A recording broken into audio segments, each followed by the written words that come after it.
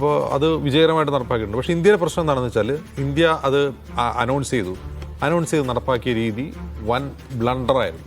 അതായത് ആദ്യം 10%, 2014 10% കൊണ്ടുവന്നു, 2020 ഒക്കെ ആകുമ്പോഴത്തേക്കും 20% കൊണ്ടുവരുന്നു, 2025 20% ആക്കാൻ 5 കൊല്ലം മുമ്പ് തന്നെ അവർ കംപ്ലീറ്റ് ചെയ്യുന്നുണ്ട്. 2030 20% ആക്കാൻ 2025 തന്നെ ആക്കിയെന്നാണ് പ്രഖ്യാപനം നടന്നത്. അതെന്തോ ആവട്ടെ, ഇതിൽ പ്രശ്നം എന്താണെന്ന് വെച്ചാൽ ഇത് കൃത്യമായി ഓട്ടോമൊബൈൽ മാനുഫാക്ചേഴ്സിനെ അറിയിക്കുകയോ ഇതിൻ്റെ പ്രശ്നം വെച്ചാൽ എഥനോളും പെട്രോളും രണ്ട് സാധനങ്ങളാണ്. എൻ്റർലി ഡിഫറൻ്റ് ആയിട്ടുള്ള 2 വസ്തുക്കളാണ്. അതാണ് മിക്സ് ചെയ്ത് ഇറക്കുന്നത്. 1 ഇതിൽ വാട്ടർ കണ്ടൻറ്റ് കൂടുതലാണ്. അപ്പോൾ നമ്മുടെ ഈ ഫ്യൂവൽ സിസ്റ്റം, വണ്ടിയുടെ ഫ്യൂവൽ സിസ്റ്റത്തിന് കേടുപാടുകൾ ഉണ്ടാക്കും. അപ്പോൾ പുതിയ വണ്ടികൾ 2025 മുതലുള്ള വണ്ടികളിൽ അതിനുള്ള സിസ്റ്റം ഉണ്ടാക്കാൻ പറഞ്ഞിട്ടുണ്ട്. കൊറോസീവ് അല്ലാതെ, ഇത് പെട്ടെന്ന് തുരുമ്പ് പിടിക്കും. കൊറോസീവ് അല്ലാത്ത സ്പെസിഫിക്കേഷനുള്ള സാധനങ്ങൾ ഉപയോഗിച്ച് ഇത് ഉണ്ടാക്കാൻ പറഞ്ഞിട്ടുണ്ട്. അത് ശരി തന്നെ. ഇത് കൂട്ടിക്കൊണ്ടുവരികയാണ്. ഇനി 25 30 അങ്ങനെ 100% എഥനോളിൽ മാത്രം ഓടുന്ന വണ്ടികൾ ഇറക്കാം കുറേ കഴിയുമ്പോൾ എന്നാണ് പ്ലാൻ. ഇതൊക്കെ ശരി, പക്ഷേ ഇത് നാട്ടുകാർ അനുഭവിക്കുന്ന ഒരു പ്രശ്നമുണ്ട്. ഇപ്പോൾ നമ്മൾ അടിക്കുന്ന എല്ലാ പെട്രോളും 20% എഥനോളാണ്.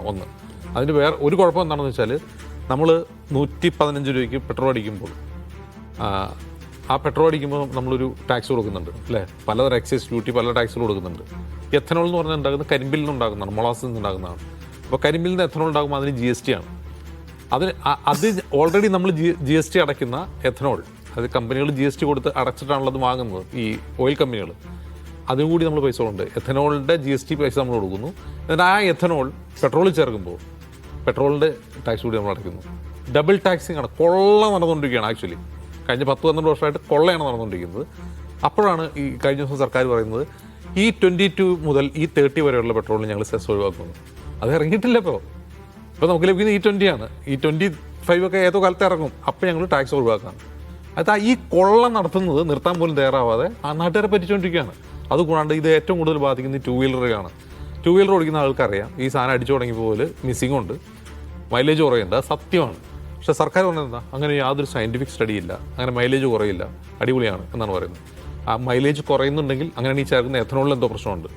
ഈ ചതിയിലും വഞ്ചനയും എന്ന് പറയുമ്പോൾ എങ്ങനെയാണ് ഈ എഥനോളിൽ മായമുണ്ടെന്ന് സർക്കാർ പരിശോധിക്കണം. അതാണ് വണ്ടികൾ റോഡിൽ കിടക്കുന്നത് പരിശോധിക്കണം. 2 വീലർ ഓടിക്കുന്ന എല്ലാവർക്കും അറിയാം എഥനോൾ അടിച്ചു തുടങ്ങിയ പിന്നെ 5% മുതൽ 10% വരെയും മൈലേജ് കുറയുന്നുണ്ടെന്നാണ് ഭൂരിഭാഗം അഭിപ്രായങ്ങളും. അത് നാട്ടുകാർ പറഞ്ഞല്ലേ, സർക്കാർ സമ്മതിക്കണം. സർക്കാർ സമ്മതിച്ചിട്ടില്ല ഇതുവരെ. അപ്പോൾ ഈ എഥനോളിന് പകരം വല്ല വെള്ളം ഒഴിച്ചിട്ടാണോ കൊടുക്കുന്നത് ആർക്കറിയാം. അപ്പോൾ അത് പരിശോധിക്കാൻ പോലും തയ്യാറല്ല. ഈ 140 കോടിയുള്ള ജനങ്ങളുള്ള നാട്ടുകാരെ എന്താണ് നഗ്നമായി പറ്റിക്കുകയാണ്, പട്ടാപ്പകൽ പറ്റിച്ചുകൊണ്ടിരിക്കുകയാണ്. പക്ഷെ രസം എന്താണെന്ന് വെച്ചാൽ അതിനെതിരെയൊന്നും ആരും പ്രതികരിക്കില്ല, പക്ഷേ ഓൺലൈനിലൊക്കെ കഴിഞ്ഞ വർഷം വലിയ തോതിലുള്ള ചർച്ചയുണ്ടായിരുന്നു. ആളുകൾ പറഞ്ഞു തീർക്കുക.